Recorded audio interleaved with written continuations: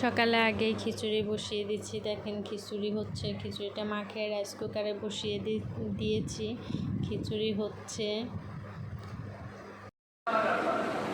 আসসালামু আলাইকুম গাইস, সবাইকে অনেক অনেক অনেক ঈদুল আজহার শুভেচ্ছা। সবাইকে ঈদ মোবারক।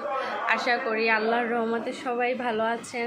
তো ঈদের দিন ছোট একটা মিনি ব্লগ নিয়ে আপনাদের সামনে চলে আসলাম আবারও। আজকে আমি সকাল থেকে দুপুর পর্যন্ত কি করব, কি রান্না করতেছি সেটা আপনাদেরকে দেখাবো। রোজা এবং সিনথিয়া কি ড্রেস পরলো সেটা আপনাদেরকে দেখাবো। সো এটা দেখতে হলে, জানতে হলে অবশ্যই কিন্তু আমাদের পুরো ভিডিওটা দেখতে হবে এবং আমাদের সাথেই থাকতে হবে। চলেন শুরু করি। সকালেই কি রান্না করতেছি ঘুম থেকে উঠেই। আমাদের সাথে থাকেন এবং দেখতে থাকেন। চলেন। সকালে রোজা গোসল করে ওর অনেক ঠান্ডা লাগতেছিল। দেখেন ঠান্ডায় কেমন করতেছে সিনথিয়া। প্রথমে সেমাই রান্না করার জন্য পাতিলে দুধ বসিয়ে দিয়েছি। দেখেন সেমাই রান্না হচ্ছে, তারপর খিচুড়ি রান্না করতেছি, সেটা তো দেখাইছি। আসলে আমাদের এখানে সকালে খিচুড়ি আর সেমাই রান্না এটাই চলে। দেখেন খিচুড়িও রান্না হচ্ছে, খিচুড়ি প্রায় হয়ে আসছে, খিচুড়ি হয়ে আসছে। এদিকে সিনথিয়ার রোজাও রেডি হয়ে গেছে। দেখেন ওদের ফাইনাল লুক। রোজার সিনথিয়ার ড্রেস একই, শুধু কালার আলাদা। দেখেন ওদের দুজনকে মাশাআল্লাহ কত কিউট লাগতেছে। এই যে রোজামণি, কেউ রোজা আসলে ক্যামেরার সামনে আসবে না, ও চলে যাইতেছে। সকালে সবাই খিচুড়ি এবং সেমাই খাইছে, কিন্তু আমি সকালে খিচুড়ি খেতে পারি না, তাই আমি চা আর একটা বাটার বন খাচ্ছিলাম। তারপরে রান্না শুরু করে দিলাম। দেখেন প্রথমে আমি এখানে মুরগির পা এবং মাথা, গলা, কলিজা দিয়ে এবং গরুর চর্বি দিয়ে আমি আসলে মুগ ডাল দিয়ে রান্না করব। এই যে মুগ ডাল, দেখেন কালারটা কত সুন্দর আসছে। মুগ ডাল দিয়ে মুরগির পা দিয়ে, গলা দিয়ে খেতে অনেক ভালোই লাগে। যারা খান তারা তো অবশ্যই জানেন। আমার কাছে অনেক ভালো লাগে, তাই আমি ঈদে চেষ্টা করি এটা রান্না করার জন্য। এরপর গরুর গোশত ধুচ্ছিলাম। গরুর গোশত রান্না করব। এক চুলায় মুগ ডাল দিচ্ছি, এখন আরেক চুলায় গরুর গোশত রান্না করবো। এই জন্য গরুর গোশতটা আমি ভালোভাবে ধুয়ে নিচ্ছি।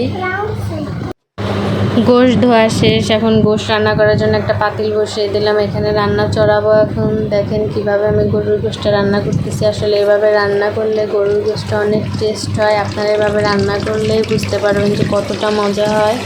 এভাবে একদিন রান্না করে দেখেন, ট্রাই করে দেখেন, খেতে অবশ্যই ভালো লাগবে।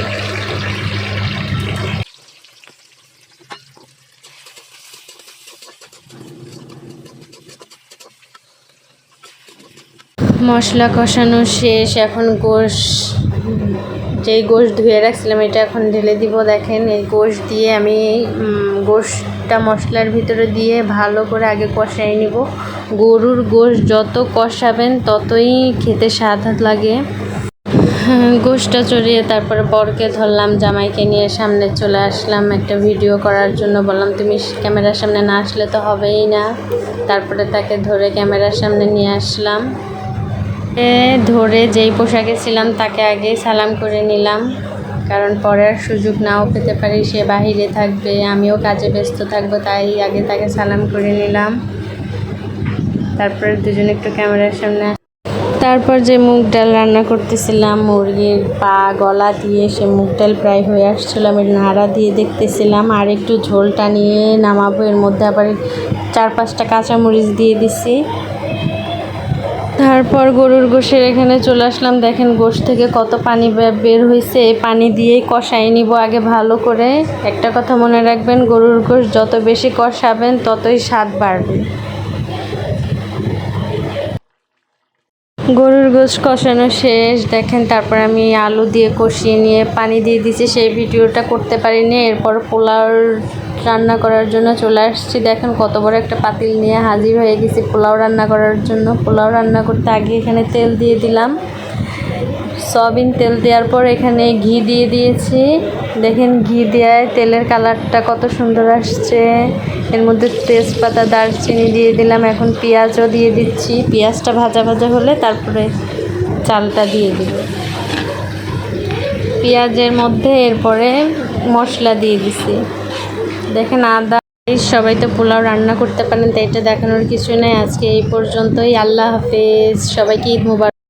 আসসালামু আলাইকুম, সবাইকে ঈদুল আজহার শুভেচ্ছা, সবাইকে ঈদ মুবারক।